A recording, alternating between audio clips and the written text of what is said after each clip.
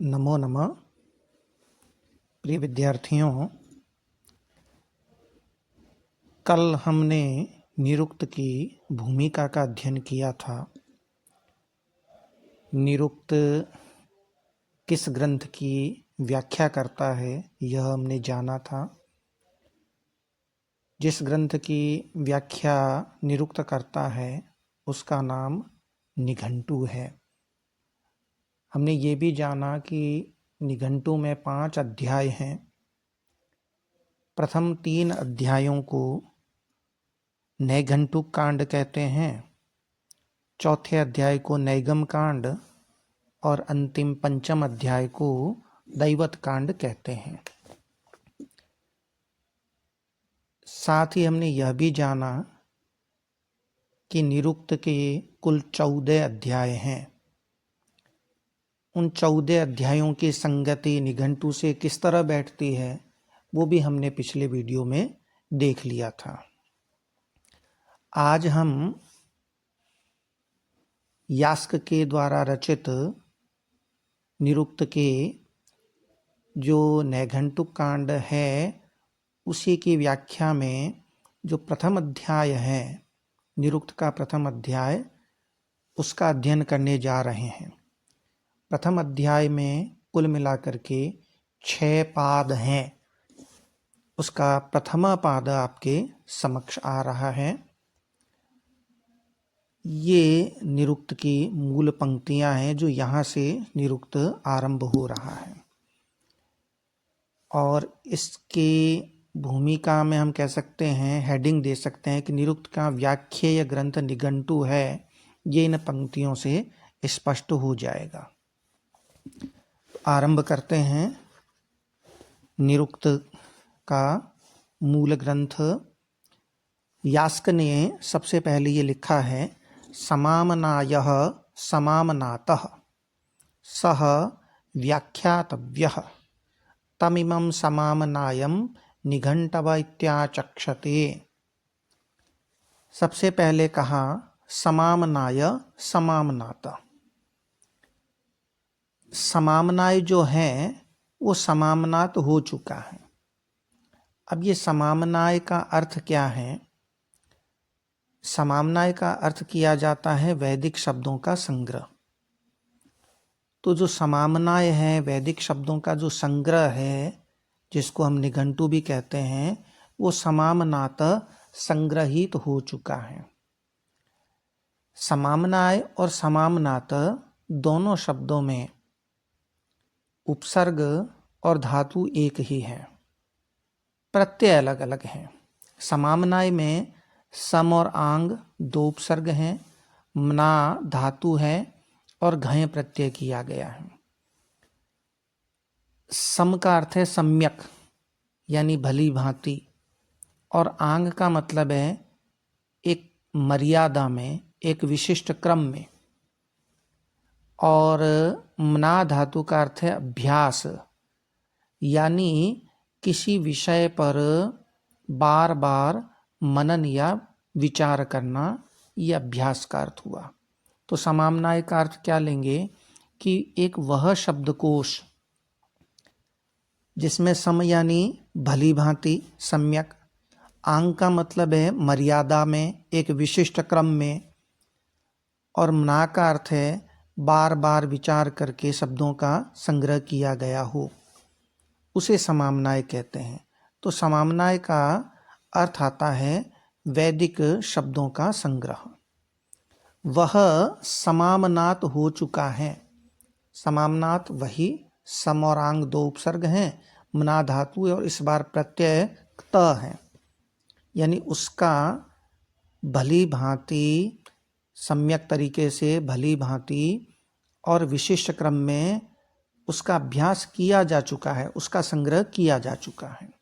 तो इन 2 शब्दों का अर्थ हुआ कि जो समामनाय है, वैदिक शब्दों का संग्रह, वो समामनात किया जा चुका है, संग्रहित किया जा चुका है।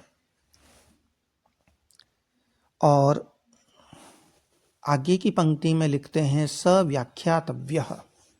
सव्याख्यातव्यः, स यानी वह, वह से तात्पर्य समामनाय से ही है कि वह समामनाय जो वैदिक शब्दों का संग्रह है वह व्याख्यातव्य है, व्याख्यारह है, व्याख्या करने योग्य है, यानी अब उसकी व्याख्या करनी है।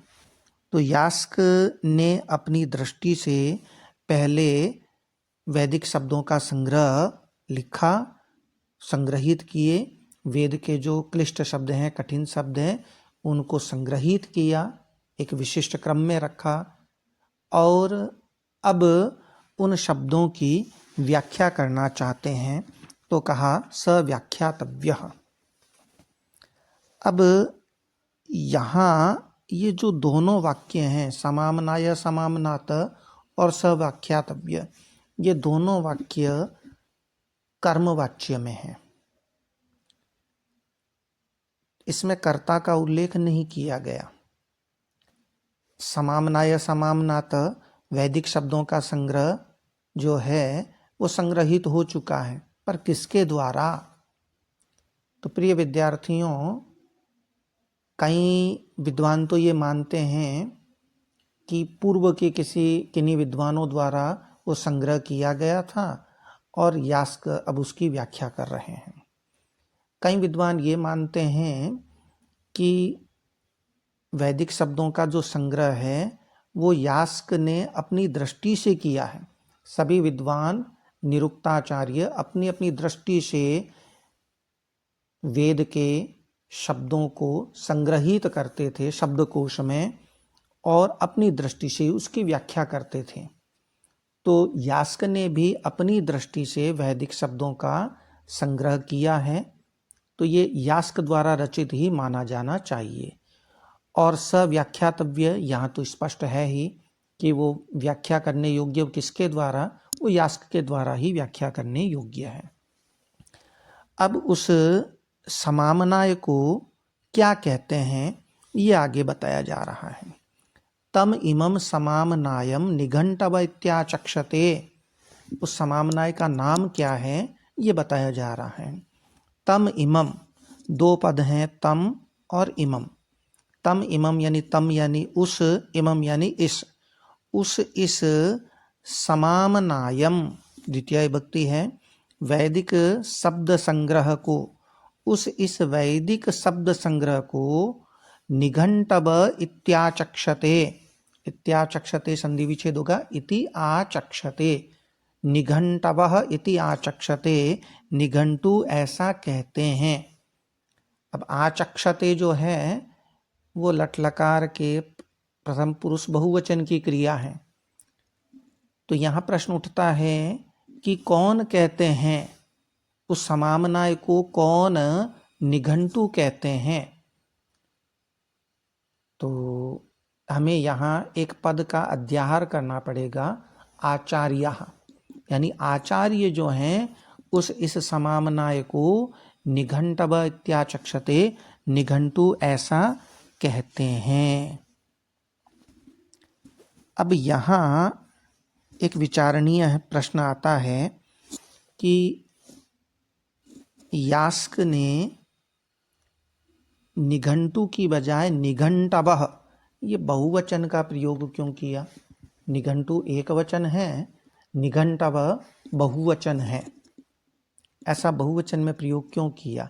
जैसे भानु भानु भानवः, जैसे भानु का एक वचन भानु और बहुवचन भानवः बनता है, उसी तरह निघंटु का एक वचन होता है निघंटुः और बहुवचन होता है निघंटवः।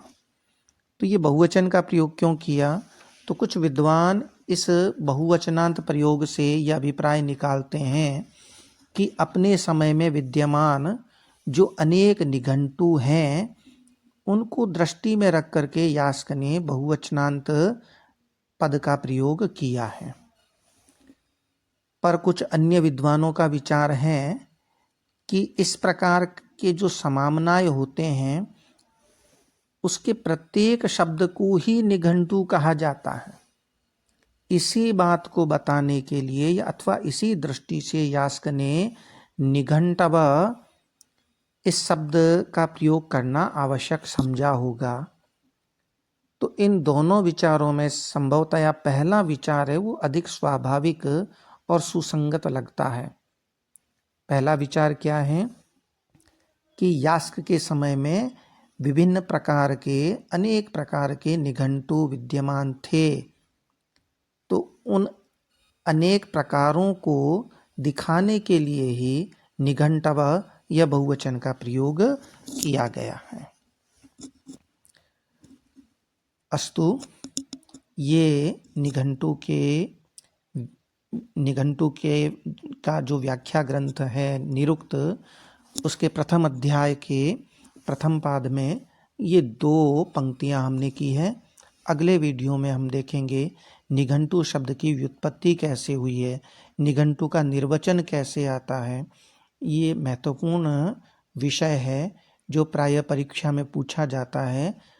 आगे आएगा निघंटव अकस्मात, कि निघंटु शब्द कैसे बना, ये परीक्षा में प्रायः पूछा जाता है। तो अगले वीडियो में हम उसकी व्याख्या देखेंगे। तब तक के लिए नमो नमः।